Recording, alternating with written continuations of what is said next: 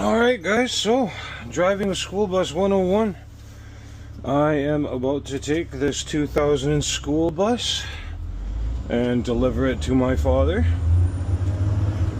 I say deliver, but it's not really going that far. It's going from my house to a spot in Langley. It's been a long week trying to get insurance transferred over.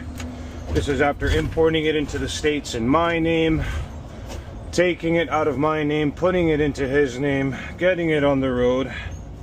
Just a whole process. But it's done. I'm sure Dad is stoked.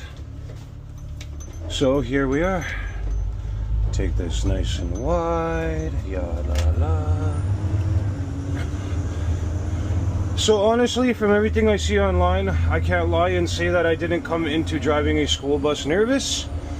I have experience driving truck and trailer, not semi-rig, but just regular pickup truck and trailer. Maybe something even a little bit bigger if you're going to an Isuzu box truck with, let's say, a 20-foot dump trailer behind it. But this is by far the longest single vehicle I have ever operated, and I will say, as scary as you may think it is, it's really not that bad if you have a good sense of distance and half a brain on your shoulders. In all reality, you have to turn this thing wider, you have to stop this thing a lot, with a lot more distance than you would a car.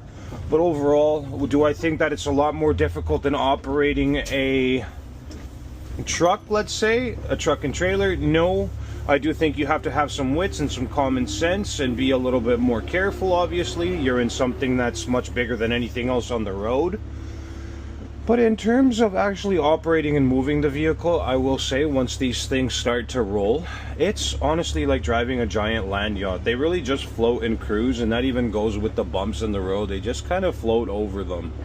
This one is stripped out right now, so it's not as loud or noisy in the back. But when they're fully loaded, and especially if you don't have a door that's air controlled, that door just rattles. And I know that because I have a 94 that the whole time that you're driving, all you hear is that door just moving and moving. This one isn't as terrible, but it still, moves, and you still get some noises with it. That being said, these school buses were made to keep children on the inside. They weren't trying to make them, completely airtight and, what we're trying to do with them and live in them. So have to give and take with, the choices that we've decided to go with.